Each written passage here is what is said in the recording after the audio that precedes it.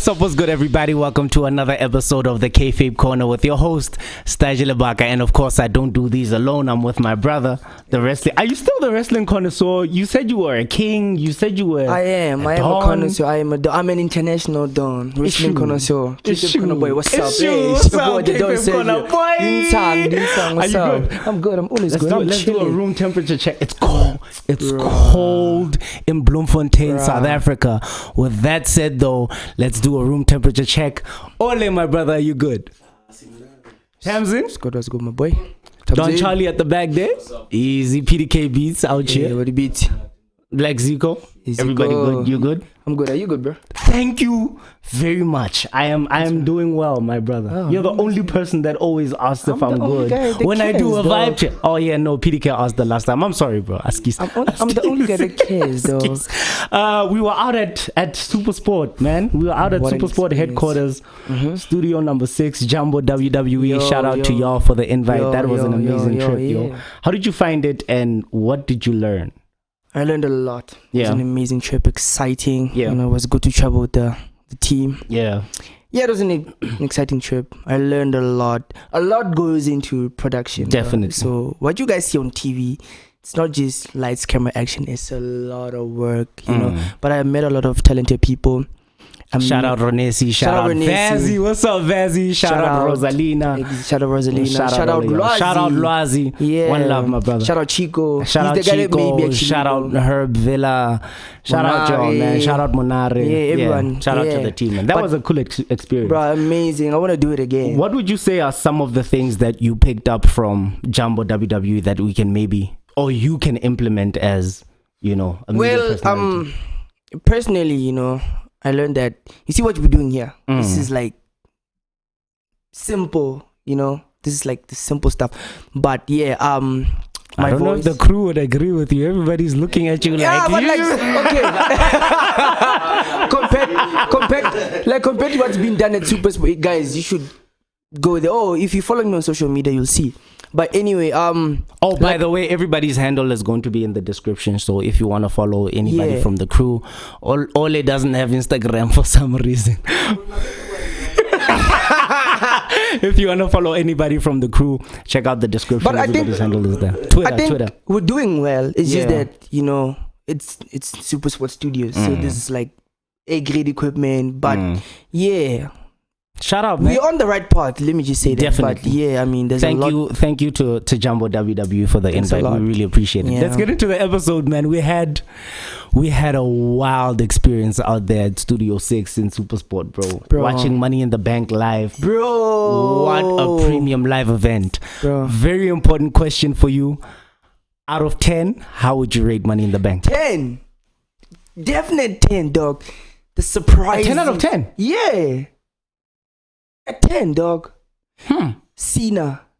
Come on, dog. Did you expect to see Cena? I didn't expect to see Cena. Exactly.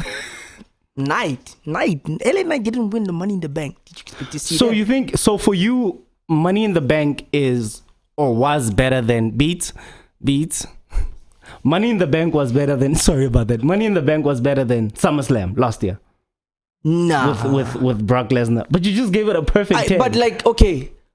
Compared to the previous Money in the Banks, this one is like you're comparing Money in the Bank to Money in the Bank. Yeah, we're talking about Money in the Bank. Got you. Yeah, but it was a definite 10 because some of the things that happened, I didn't expect to see them at all, like mind-boggling stuff. Yeah. You know? Even like Roman losing, it's mind-boggling.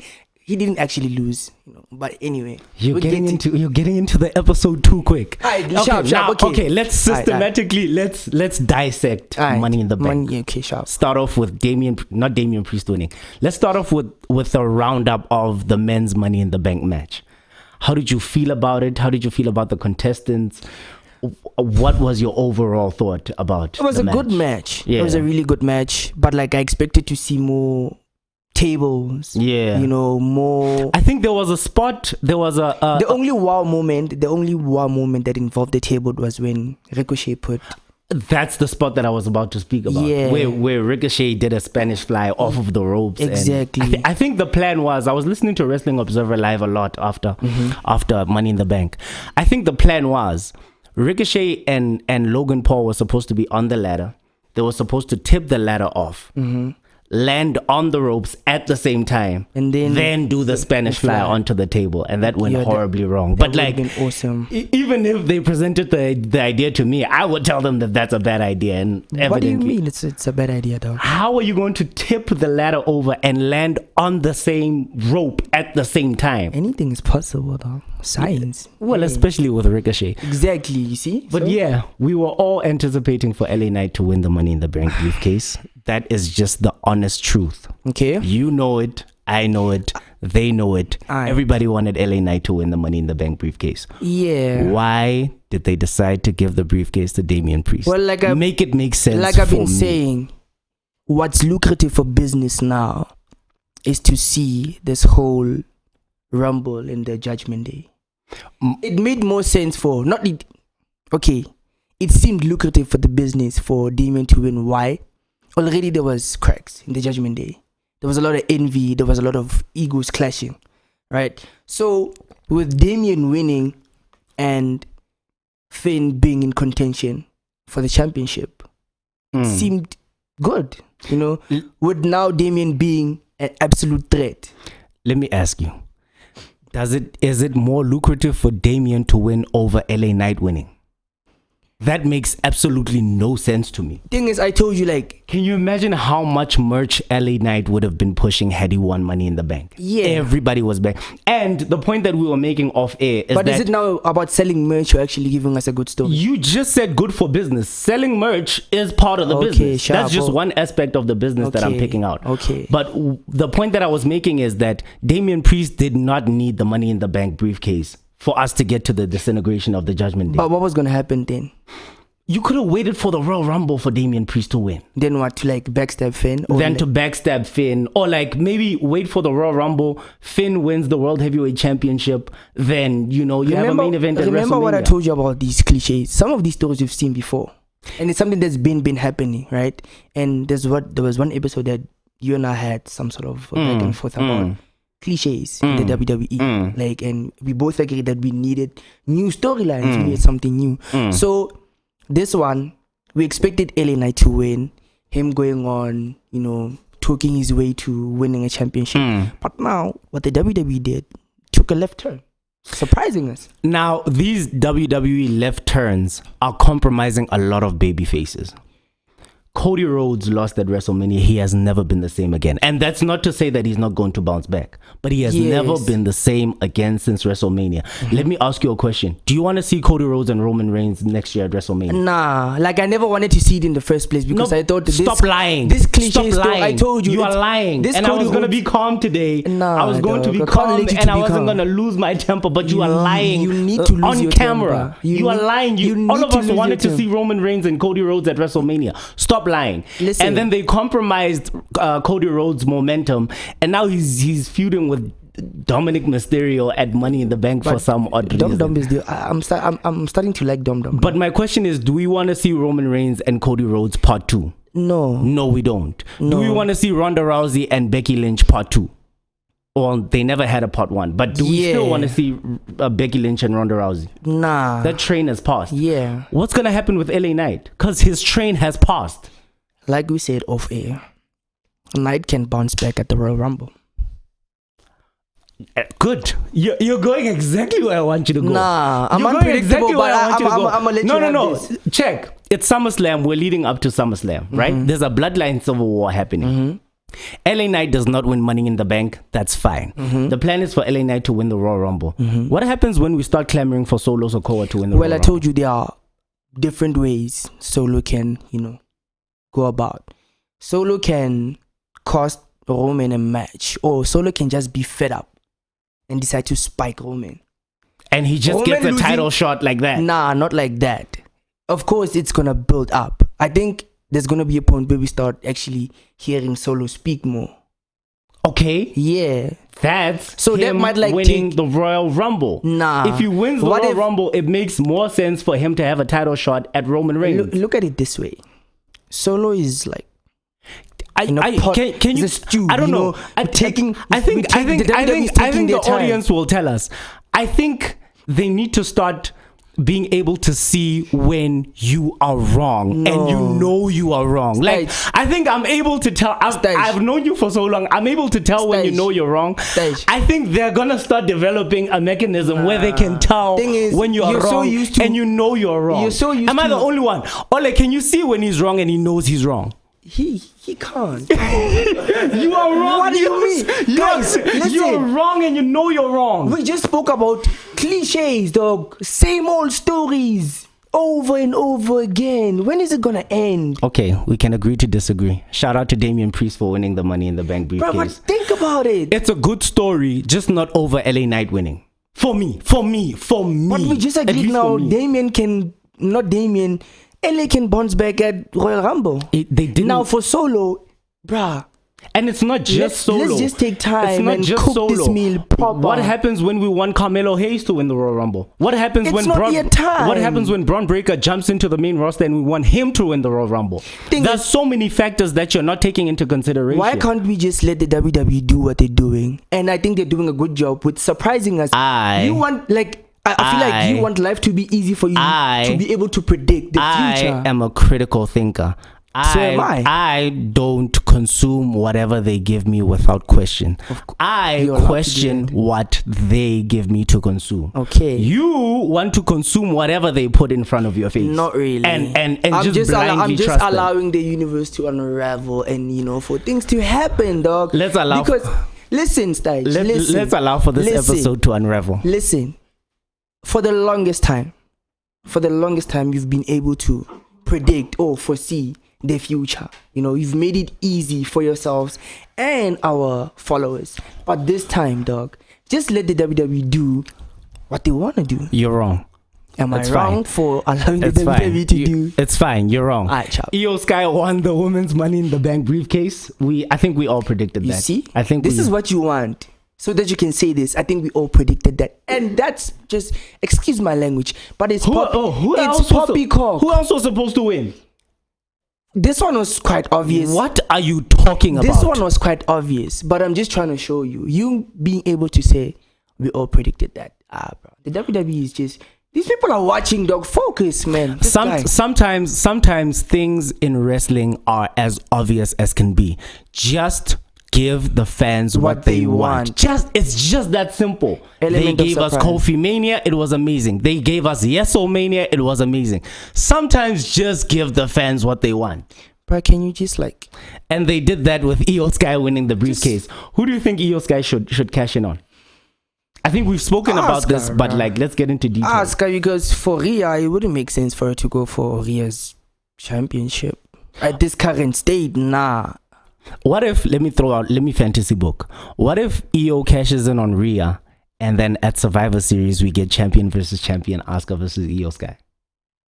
That would be good. That would be amazing. That would be amazing. I think the obvious, for somebody who clamors for them to do things differently, I think the obvious route would obviously be Io Sky cashing in on Asuka. Yeah. But then what if she cashes in on Rhea Ripley? That would be awesome, though.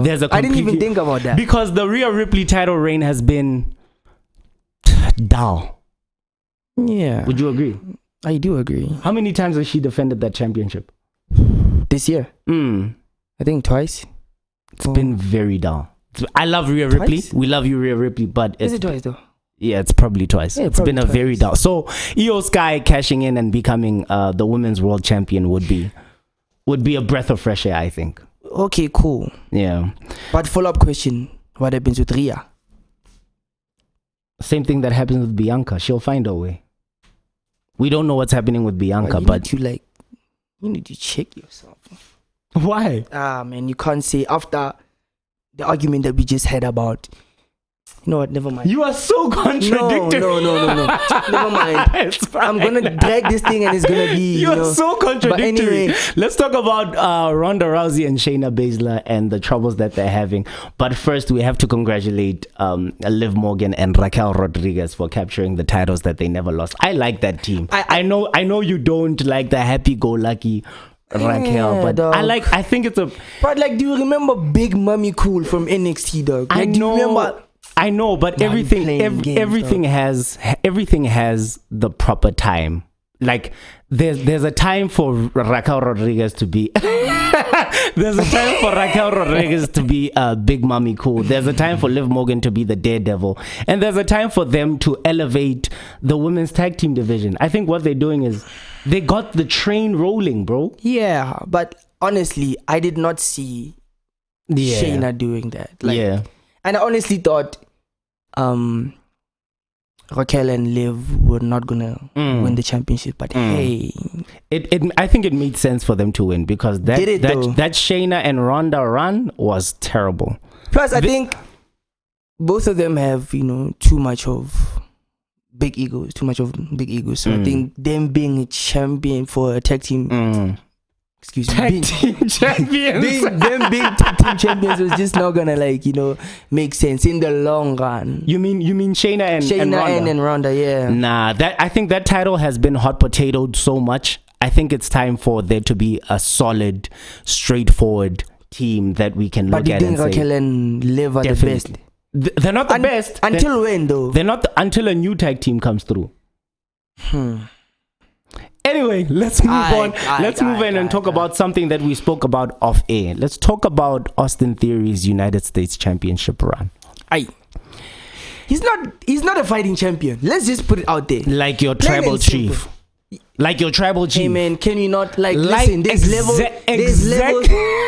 to these things, though. Exactly like your tribal US chief. champion to a WWE World Universal Heavyweight Champion. No man, WWE World Universal Champion. But you cannot compare the chief to Austin Theory, dog. Okay, what do you think about Austin Theory's United States Championship? Well, he's not a fighting champion, number one. And where he's at as the US champion, this is the time that you need to prove yourself, dog. You need to fight to show us that when the time comes for you to actually grab the big title, you're ready. Exactly. Or you're gonna be able to carry the company. Yeah. So now him acting like Roman with the US champion now, dog. That's not flying. For me, Austin Theory is like and I said this to you, he's like a Miz. Yeah, he reminds me of the Miz. Like his title run is not meaningful, but man. Miz was. That's him. That's worked his for character. him. Sure. Yeah. Sure. And we liked him. Yeah. It worked. Yeah. So for this guy, Theory's title run is very meaningless. I mean, look at Sheamus. He's stuck in a loop. He's stuck in a. I'm going to ask again. What's going to happen with Sheamus, guys? What's going to happen with Sheamus? I'm asking. What's going to happen with Sheamus? He's stuck in such a vicious cycle. I don't know what's happening. When was the last time Sheamus was champion? Had to be 2000 and I want to say 18 or 17. I could be wrong. I think this was. How many years back? No, not the World Heavyweight Champion. He was a WWE champion when he cashed in on Roman Reigns at SummerSlam. You guys can fact check me. I'm not very sure. Sheamus has never held it in. Yeah, no, the brand new world championship. He's never held it. But yeah, his title run is meaningless. What title run, dog? The Austin Theory title, the US championship. Talking about Sheamus because you're talking about Sheamus. Nah, it's very meaningless. It's very. Bro, with Sheamus, I'm worried, dog, because he's a former champion. Let's go from an Irishman to a Scottish man. Let's go to Drew McIntyre returning at Money in the Bank. Oh, you see? Against Gunther. You see why I say this Money in the Bank was a 10 out of 10? I'd say 9. Out of all the Money in the Banks. Okay, no, 2010. No. I'd say it was a 9.5 out of 10. Tell me about Drew McIntyre and Gunther and the potential match. Yo, that's gonna be a fight. Like a hard-hitting match. Yo, it's gonna be a fight, dog. That's gonna be an amazing Gunther, match. Yo. I'm gonna ask a question that Rosalina asked at Jumbo WWE. She asked, who can dethrone Gunther, and how should Gunther lose his championship? Well, here's Drew. Let's give McIntyre a chance. Let's see what McIntyre can do, because he has the potential to do it. Do you think it helps Gunther's momentum to lose against Drew McIntyre? Yeah, and I think like him losing to McIntyre is a worthy opponent. Unlike the rest of the guys who are gunning for the Intercontinental Championship now. Doesn't make sense. Yeah. Plus, like, he's whacked everybody. So come on. So Drew is the main contender. Yo, guys. Be bold. Like, imagine Drew hitting Gunther with a Claymore. Like how epic that would be. Give me a bold prediction. SummerSlam, Drew McIntyre, Gunther. Book it right now. Yo. Book that match right now. Ooh. Plain and simple. Who wins? Yo. Let me be controversial. Oh my goodness. Let me be controversial. Oh my goodness. Gunther defends. Who? Gunther defends, and this is how he wins. A referee bump or... Oh my God. Listen. No, you asked me. I'm listening to you. Let me do my thing. Referee bump or these guys Imperium come and then the DQ basically. Yeah. That's boring. It's not boring. That sucks. Thing is we always expect Gunther like to win or like Gunther's matches to end like in a clean manner. Yeah, but like him going that direction, that would be a first. Yeah, but you're gonna waste Drew McIntyre's return with a DQ. I don't know. I think maybe he would win like via pinfall. I think I'm gonna go with you. I think Drew McIntyre should win the Intercontinental Championship, and then Gunther moves on to bigger and better things. What big and better things? Because from there, Gunther needs to go to that championship, and you see, Elimination Chamber is coming up. Like what we're doing now. What we're doing now is booking in advance. Like we are booking for WrestleMania 40 already. You know what your problem is? Whichever superstar that gains momentum, or if there is momentum around the superstar, that seems like they would, be in a main event match against the Chief for the championship. You are just quick to, and it's not now. How is that a problem? I'm coming up with contenders for Roman Reigns. Listen. And I didn't even mention Roman Reigns. The way you're such a fanatic of Roman Reigns. What's big and better things? There's a World Heavyweight Championship that Gunther could go for. I didn't even mention Roman Reigns. You are such a Roman Reigns fanatic. You are so quick to just throw out Roman's name out there. My bad. How Batung? I'm sorry.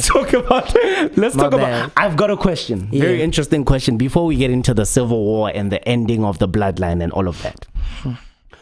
Who do you think who would you credit for the Bloodline story? Now, let me give you context. There's Paul Heyman, there's Roman Reigns, Sami Zayn, I'm not talking about all of those. I'm talking about on a creative level. Between Vincent Kennedy McMahon. Here we go again. Because it's an important question. Here we go again. It's an important question, especially with the current run of Monday Night Raw and Friday Night SmackDown and things changing on the fly and, rumors that we've been hearing. Between Vincent Kennedy McMahon and Paul Triple H Levesque, I'm going to put you on the spot. Who would you credit for the Bloodline story? I think both. Let's go for both. Come on. Bro. I'm not going to say Triple H. Come on. Because I didn't ask you to say Triple H. I asked you who do you think is responsible? I think... Let me help you out. The Bloodline story started in the Thunderdome era. Jey Uso versus Roman Reigns Universal Championship. You remember that? And then Hell in a Cell, Jimmy Uso came back, I acknowledge you, and then all of that happened. So that was during Vincent Kennedy McMahon's era. Yes. But then when Triple H stepped in... You see? Okay, go. You see? Because it's the original idea was Vince's idea. It's only fair.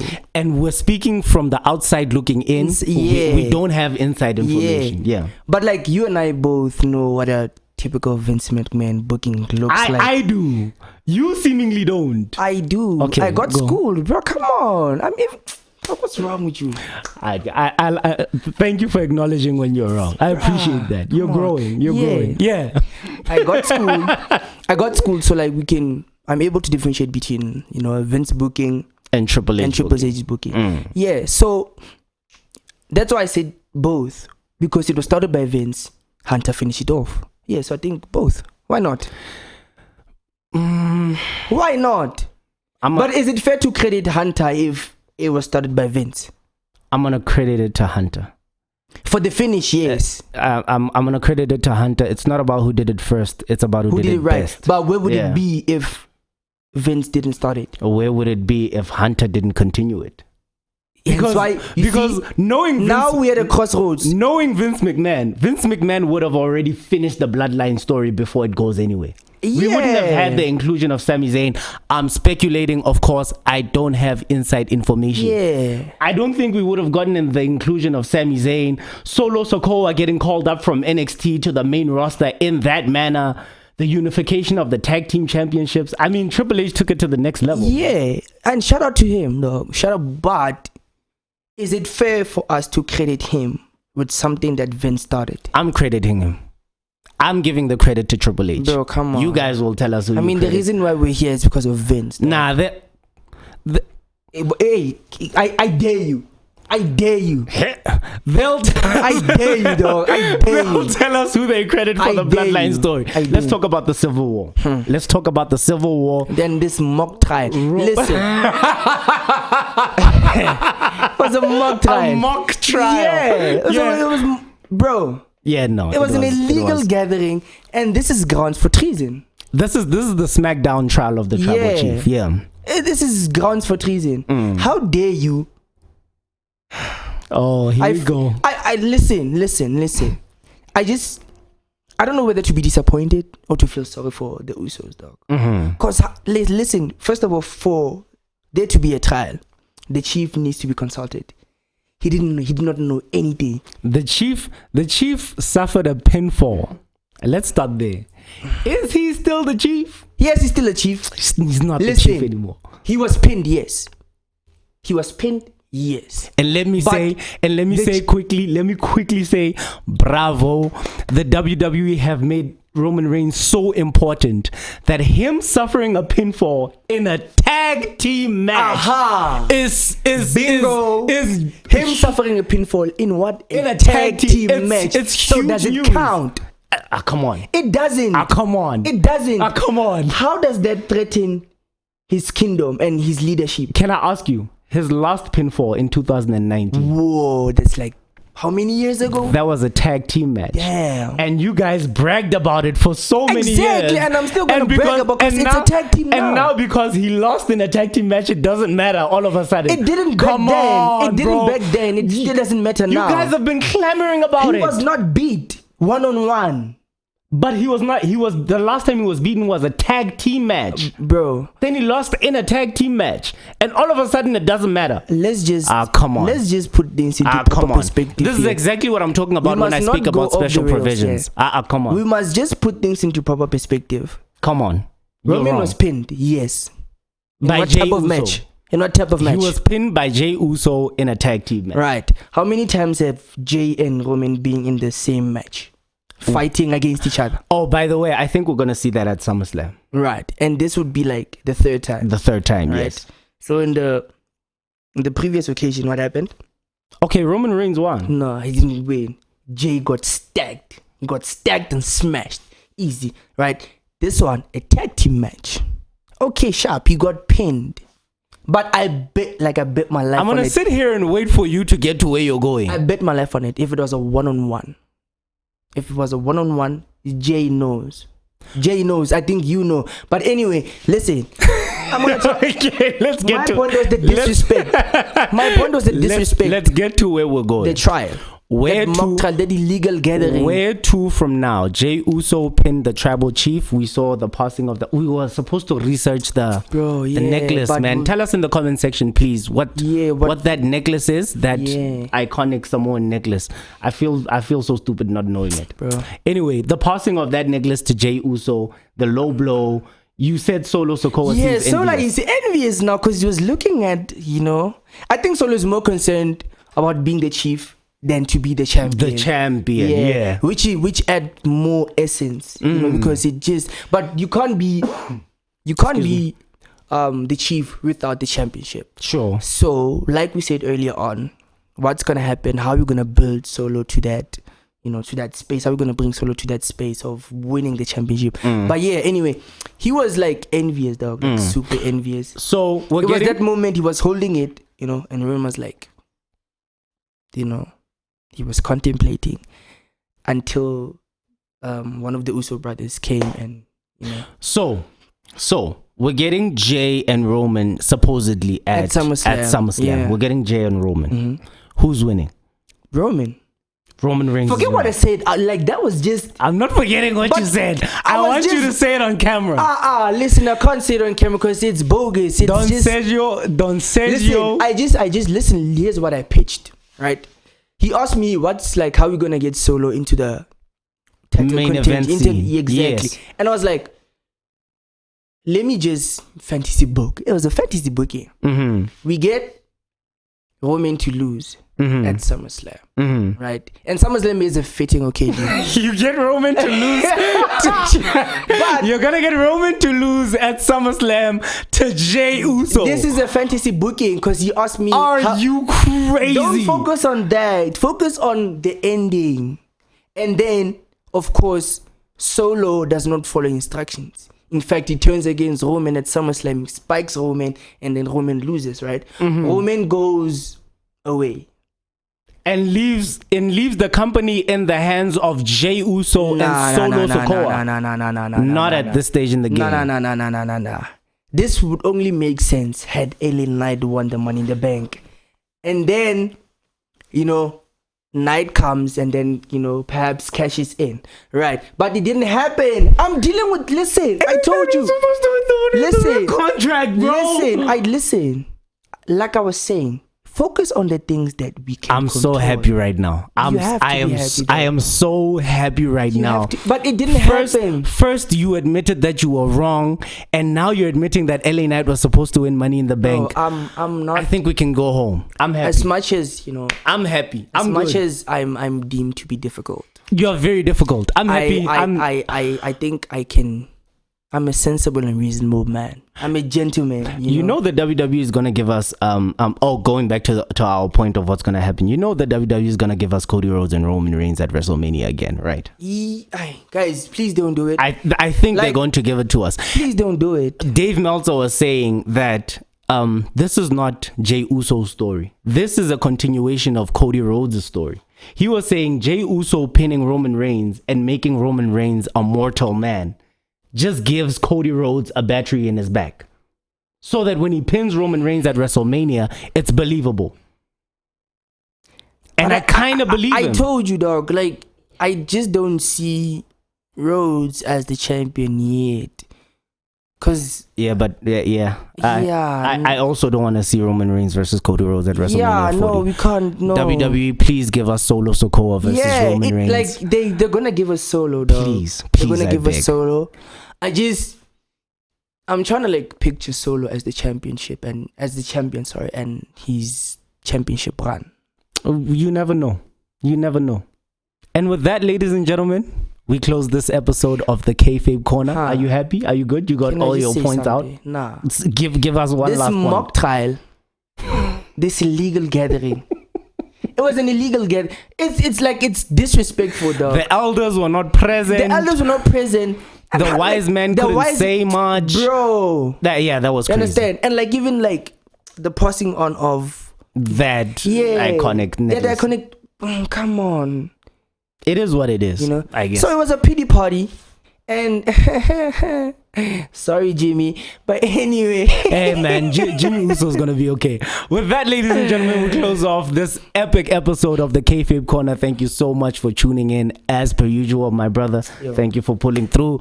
To the crew, thank y'all for your amazing work. We love you guys. Keep commenting, keep liking. I keep liking. I think the next episode we're gonna do TikTok and Instagram comments. Mm-hmm. We're gonna start off with the comments. Hey man, I'm international now. Shut up. So please keep commenting, keep liking, subscribe to the YouTube channel, and yeah, man, tell a friend to tell a friend. This is the Kayfabe Corner. We love you. Yeah, what's up? Peace. Danko.